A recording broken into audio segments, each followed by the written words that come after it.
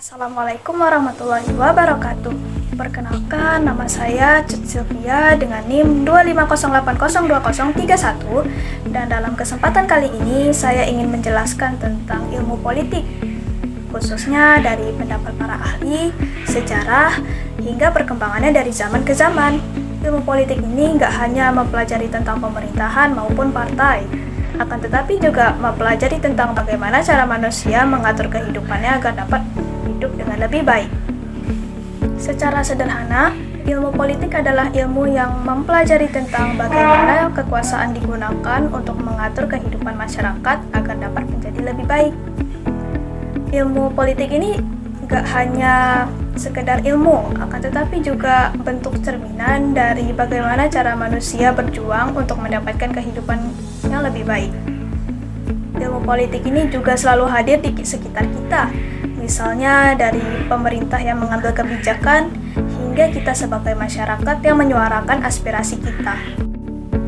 Menurut Profesor Miriam Budiarjo, politik adalah berbagai kegiatan dalam suatu sistem politik yang menyangkut proses-proses untuk menentukan tujuan-tujuan masyarakat dan bagaimana cara tujuan-tujuan ini dapat tercapai menggunakan kekuasaan. Artinya, politik ini nggak hanya tentang konflik aja, akan tetapi juga tentang bagaimana kerjasama pemerintah dan masyarakat untuk mencapai kesejahteraan bersama. Sementara itu, Harold D. Laswell menjelaskan politik secara singkat dengan who gets what, when, and how, atau dalam bahasa Indonesia berarti siapa dapat apa, kapan, dan bagaimana.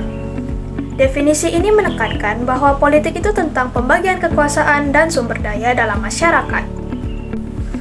Lalu menurut David Easton, politik adalah the authoritative allocation of values for a society, yang dalam bahasa Indonesia berartikan sebagai proses pengelolaan nilai-nilai secara otoritatif oleh mereka yang punya wewenang, kayak pemerintah. Kemudian, Carl G. Frederick menyebutkan bahwa politik adalah sebuah kegiatan untuk mencapai tatanan yang baik. Sedangkan Jean Bundle melihat politik sebagai studi ilmu yang mempelajari tentang kekuasaan, otoritas, dan pengaruh. Pada tahun 1948, UNESCO mendefinisikan ilmu politik sebagai pengetahuan yang terkoordinasi oleh fenomena politik, seperti negara, pemerintahan, partai, opini publik, dan hubungan internasional. Meskipun para ahli memiliki berbagai pendapat, tapi ada satu kesamaan, yaitu ilmu politik ini selalu membahas tentang kekuasaan, kebijakan, keputusan, dan distribusi nilai-nilai dalam masyarakat. Kalau kita lihat dari sejarahnya, sebenarnya ilmu politik ini sudah ada sejak pertama kali manusia hidup secara berkelompok. Akan tetapi, ilmu politik ini baru dijadikan disiplin ilmu pada akhir abad ke-19. Tapi kalau ditelusuri lebih jauh lagi, sebenarnya pemikiran tentang politik ini sudah ada pada zaman Yunani kuno dulu, sekitar 450 sebelum Masehi. Bahkan, filsuf Yunani seperti Aristoteles dan Plato, mereka ini pernah menuliskan tentang konsep bernegara dan keadilan. Aristoteles ini bahkan menyebutkan manusia sebagai zoon politician atau makhluk sosial yang hanya bisa hidup dalam masyarakat politik. Bagi mereka, ini adalah salah satu langkah untuk mencapai the good life atau kehidupan yang baik. Di Asia, pemikiran tentang politik juga berkembang pesat.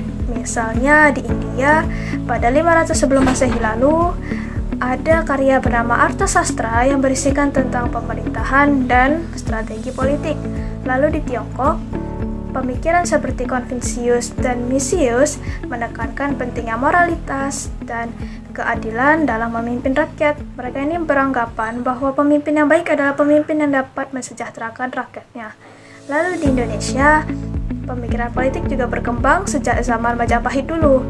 Hal ini dapat kita lihat dalam karya Negara Kartagama yang berisikan tentang kepemimpinan, tatanan masyarakat, dan konsep negara.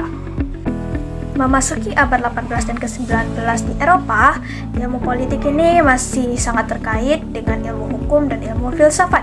Di Jerman misalnya, ilmu politik masih diajarkan dalam ilmu bernegara atau Staatslehre di Fakultas Hukum. Lalu di Inggris, ilmu politik masih dianggap sebagai bagian dari filsafat moral dan sejarah. Namun titik baliknya terjadi ketika École Libre des Sciences Politiques dibangun di Paris pada tahun 1870 dan London School of Economics yang dibangun pada 1895 menjadikan dua lembaga ini sebagai lembaga pertama yang menjadikan ilmu politik sebagai ilmunya tersendiri. Perkembangan ilmu politik di Amerika Serikat juga penting. Misalnya pada tahun 1858 muncullah profesor ilmu politik pertama di Columbia College bernama Francis Lieber. Lalu pada tahun 1904 berdirilah American Political Science Association atau APSA yang menandai ilmu politik sebagai ilmu sendiri. Setelah Perang Dunia Kedua selesai, ilmu politik berkembang dengan sangat pesat. Hal ini bisa kita lihat dengan UNESCO dan International Political Science Association atau IPSA yang mendorong penelitian dan pendidikan ilmu politik secara internasional. Sejak saat itu, ilmu politik ini nggak hanya tentang negara ataupun hukum aja, akan tetapi juga membahas tentang opini publik, masyarakat, dan kekuasaan secara ilmiah. Di Indonesia, perkembangan ilmu politik baru dimulai setelah kemerdekaan. Pada tahun 1950-an, mulai dibangun Fakultas Ilmu Sosial dan Ilmu Politik atau FISIP di Universitas Gadjah Mada dan Universitas Indonesia. Awalnya, ilmu politik masih menggunakan pendekatan pada ilmu hukum, tapi lama-lama pendekatannya makin meluas ke ilmu sosiologi dan psikologi sosial. Memasuki abad ke-20, ilmu politik berkembang dengan sangat pesat. Hal ini bisa ditandai dengan munculnya berbagai pendekatan baru dan salah satunya adalah behavioral approach yang muncul pada tahun 1950-an. Pendekatan ini berfokus pada perilaku manusia dalam berpolitik, nggak hanya pada lembaga formal seperti negara maupun konstitusi. Tokoh-tokohnya antara lain ada Gabriel Almond, David Easton, dan Robert Dahl. Mereka percaya bahwa untuk memahami politik, kita harus memahami dulu bagaimana individu-individu ini bertindak. Misalnya dalam partisipasi politik seperti pemilu. Namun, pendekatan ini banyak dikritik oleh kelompok post-behavioralist karena mereka berpendapat bahwa ilmu politik ini abstrak dan jauh dari kenyataan sosial. Mereka beranggapan bahwa ilmu politik ini gak seharusnya menjelaskan tentang dunia aja, tetapi juga harus bisa memperbaikinya.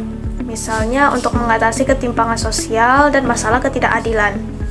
Selain itu, muncul juga pendekatan rational choice yang dipengaruhi oleh ilmu ekonomi. Pendekatan ini menilai politik sebagai hasil dari keputusan rasional seseorang untuk memaksimalkan kepentingannya. Intinya, semua pendekatan ini menunjukkan bahwa ilmu politik itu dinamis dan multidisipliner. Semuanya berkembang mengikuti perkembangan zaman, teknologi, dan masyarakat. Oke, kalau kita lihat dari pembahasan tadi, ilmu politik itu nggak hanya tentang pemerintahan ataupun kekuasaan aja, akan tetapi juga ilmu politik ini mengajarkan kepada kita bagaimana relasi antar manusia, bagaimana keputusan, kebijakan, dan tindakan bisa mempengaruhi kehidupan banyak orang. Politik itu dekat dengan kita semua, mulai dari keputusan kecil seperti di lingkungan sekolah, kampus, hingga tingkat besar seperti negara, semuanya itu memiliki unsur politik. Karena di setiap keputusan itu pasti ada pertimbangan, pendekatan, upaya mencari keseimbangan dan kepentingan. Dan disitulah letak asiknya ilmu politik. Kita bisa menjadi lebih kritis dan peduli terhadap keadilan. Kita nggak hanya penonton, tetapi ketika kita melihat sebuah ketimpangan, kita bisa bersuara. Dengan memahami ilmu politik, kita bisa menjadi bagian dari mereka yang berperan dalam membangun perubahan. Jadi, mempelajari ilmu politik ini pada akhirnya adalah belajar cara menjadi warga negara yang baik, bijak, kritis, dan cerdas. Karena seperti kata Aristoteles, manusia adalah makhluk politik, yang artinya selama kita hidup bersama, kita punya peran dalam menentukan arah hidup bersama sendiri. Sekian dari saya, terima kasih telah menonton sampai akhir. Wassalamualaikum warahmatullahi wabarakatuh.